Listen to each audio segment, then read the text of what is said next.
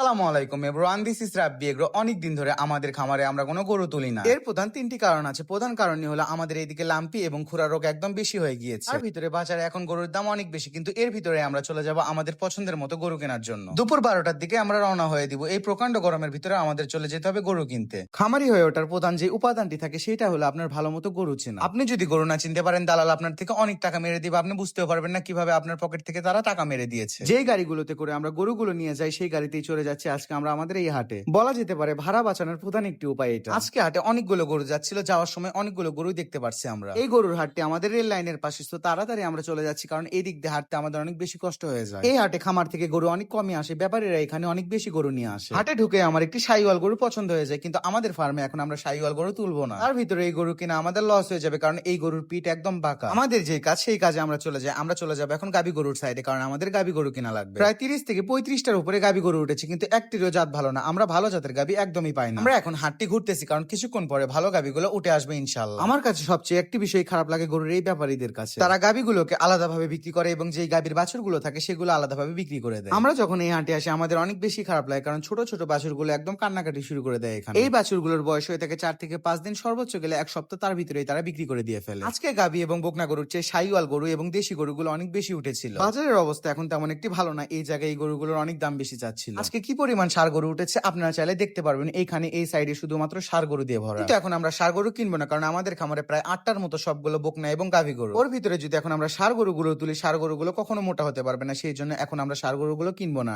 আমরা প্রথমে পুরুষ, তারপরে আমরা খামারি। একজন পুরুষ মানুষ তার পরিবার চালানোর জন্য কতটা কষ্ট করতে পারে আজকে আপনারা দেখতে পারেন। বিষয়টি কেন বললাম আজকে আপনাদেরকে খুলে বলি। এই মুরব্বিটির পানি জি হ্যাঁ, কিন্তু তারপরে উনি গরুর ব্যবসা করে খাচ্ছে আমাদের মতো। আমরা যেরকম খামারি উনিও একজন খামারি। এখানকার যুবকদের শিক্ষা নেওয়া উচিত। এইরকম মুরব্বি যদি এখনো কাজ করতে পারে আপনারা কেন পারবেন? খামার করেন বা না করেন, আমার মতে আপনারা হাট ঘুরেন, হাট ঘুরে নিজেরা এক্সপিরিয়েন্স নিয়ে থাকেন। আজকে না হোক 10 বছর পরেও যদি খামার করেন এই বিষয়টি আপনাদের অনেক কাজে লাগবে। সেই জন্য বলি হাট ঘুরেন। আমরা গরু কিনি বা না কিনি সবসময় চেষ্টা করি হাটে যাওয়ার জন্য, হাটের খবর রাখার জন্য কি রকম দাম বা কি রকম অবস্থা। এখানে একটি গাভী দেখে আমার চোখ আটকে যায়। আসলে এটি 4 মাসের অন্তঃসত্ত্বা একটি গাভী। আমরা যদি তাকে 4 মাস লালন পালন করি তারপর আমরা এটি ভালো দামে বিক্রি করতে পারবো। তার কাছে গিয়ে দাম জিজ্ঞাসা করার পরে সে আমাদেরকে অনেক বেশি দাম বলে। আপনাদেরকে তো প্রথমেই বললাম এখন হাটের অবস্থা একদমই ভালো না, অতিরিক্ত দাম চাচ্ছে সবাই। আসলে যারা খামারি তারা এই বিষয়টি বুঝবে। হাটের অবস্থা দিন দিন বাড়ে আবার দিন দিন কমে। আপনাদের এই জন্য বলি সবসময় হাট ঘুরেন। এখন আলহামদুলিল্লাহ কম বেশি করে গরু আসা শুরু হয়ে গিয়েছে, যে এই গরুগুলো আমাদের দরকার। যেহেতু আমরা ডেইরি ফার্ম দিব সেই জন্য আমাদের গাবি গরু দরকার, তাই আমরা গাবি গরুর সাইডে আবার চলে যাচ্ছি বাবাকে নিয়ে। এখানে আমাদের সময় নষ্ট করার একদমই মানে হয় না, কারণ আমাদের যেই গরু দরকার আমরা সেই গরুর সাইডে চলে যাবো। গাবি গরুর যে সাইড থাকে ওইখানে আসার পরে আমাদের একটি গাবি পছন্দ হয়ে যায়, কিন্তু তার খুরের অবস্থা একদমই খারাপ। এই গরুটি অনেক বয়স্ক, পায়ের যে খুর থাকে সেগুলো একদম বড় হয়ে গিয়েছে। এই গরুকে নিয়ে গিয়ে একদমই মোটা করা যাবে না। যেহেতু এই বিষয়গুলো কম বুঝি এই জন্য বাবা আমাকে ডাক দিয়ে সবকিছু বুঝিয়ে দিচ্ছিল। তারপরেও আমাকে বাবা বলেছিল যদি পছন্দ হয় তাহলে নিয়ে নাও। তাকে মানা করে দিলাম এই গরুটি না নেওয়ার জন্য, কারণ গরুটি আমার একদমই পছন্দ হয়নি। আজকের ভিডিওটি এই পর্যন্ত। সবাই আমাদের জন্য দোয়া করবেন। আসসালামু আলাইকুম।